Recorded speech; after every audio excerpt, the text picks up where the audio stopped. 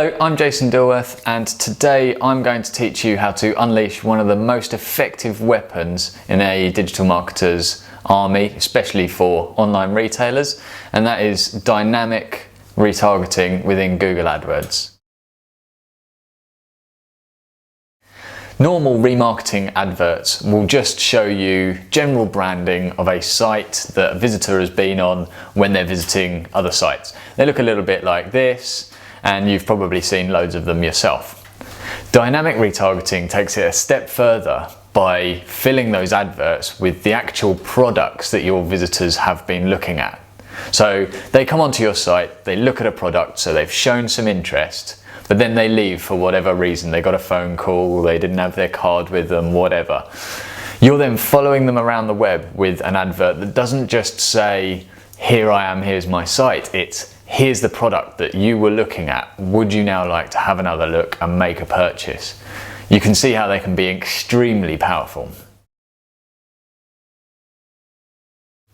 To make this video less than a day long, I'm going to need to make a few assumptions before we begin. First, you're going to need an online shop, but if you haven't got one of those, why are you watching? Second, you're going to need a Google AdWords account. I'm assuming that most of you will have at least dabbled in Google AdWords at some point, but if you haven't, doesn't matter, no prior experience necessary here. Third, you're going to need a Google Merchant Center account, and within that account you're going to need a product feed set up already. If you've ever done a Google Shopping ad, then you've already got this sorted. If you haven't, then I'll leave a link to a tutorial video or article within the description. Last, you're going to need access to your website source code. Doesn't matter whether you're doing it yourself or whether you've got a developer to do that for you. As long as you can copy and paste some code that we're going to do in the later steps, you'll be fine.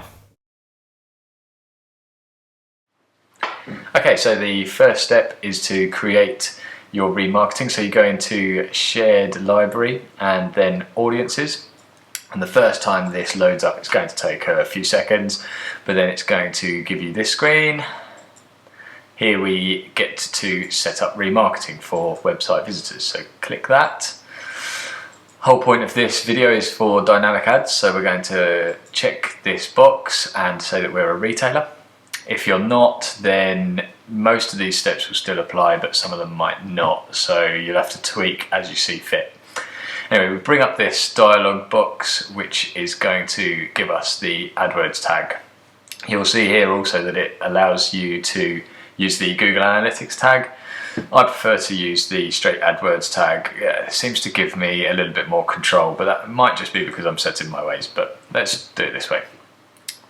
We're going to copy this piece of code and put it into a text editor because we're going to use it in the next step.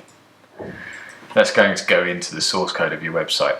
As you can see, you can also send these instructions via email if you want to send it to your developer, but we don't need to, so we just click that button, hit return to audiences, and those audiences set up. It's going to populate those with some of the defaults, which we'll use a little bit later on.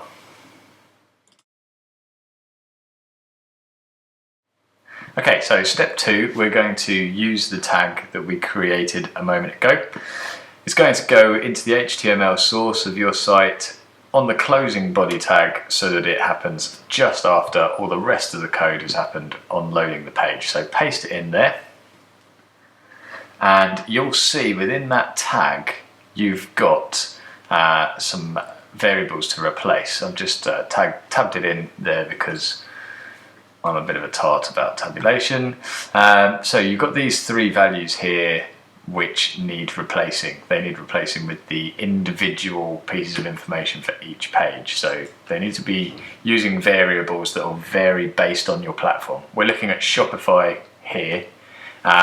If you're just putting this code onto product pages, you can instantly put the page type onto product. But most of the time you're going to replace all 3 of these with a variable. So I'm just going to go ahead and paste in some that I made earlier which apply for Shopify. So the product ID is one from the Merchant Center app that we use in this Shopify build. The page type one is based on the template of the page, and then we'll paste in the total value as well. It just brings up the price of that individual product, and that is the tag completely implemented. As I say, your variables will be slightly different. In step 3, we're going to create a campaign that uses all the data from that tag that we've created and implemented. So go ahead and click Add Campaign and choose Display Network, because those are the type of remarketing ads we want to implement. Wait for it to load and name your campaign. We'll just call this one Dynamic Retargeting. Then you've got these marketing objectives, which are fairly new. I used to just have no marketing objectives and do your targeting elsewhere, but they make it nice and easy for you to choose your marketing objective, as in your case as a retailer, probably buy from your website. Then you can have a look into the locations and languages and various other bits that are relevant to you. Put in your daily budget. You can look at all of these other options, but the important one to look at is this dynamic ad settings. You must have this box checked, and then your business type as retail, and your feed as the merchant feed that you had set up before you started watching this video. Let's click Save and Continue, and we'll get on to the next step, which is to create a ad group. So we might just call this All Products. Just for now, we'll put in a cost per click bid, which no doubt we'd be changing later on during our testing phases. Then we want to choose how we're targeting our ads. Again, we're remarketing, so choose that option. Select your category as remarketing lists, and you'll see that that comes up with all of the audiences that we saw briefly earlier. So we'll look at all visitors and we'll drag that across, and that means that our ads will be seen by all visitors. You want to unclick this pesky checkbox, because that would just mean that Google would put your ads in front of people like the people who viewed your products, and we don't want that. We only want the people who actually did view those products. Save and Continue, and it takes you to the ad creation section. Beyond the scope of this video to show you every step of this, it's very self-explanatory, so have a play around. Create some beautiful ads that will contain your products, specifically the products that your visitor has looked at in the past. Save those and watch the clicks roll in.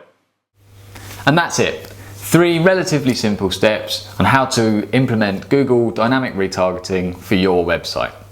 You wait a little while to let the audiences amass, and then these ads will be shown to visitors of products on your site, showing them those exact products that they showed interest in and encouraging them to revisit to make that purchase.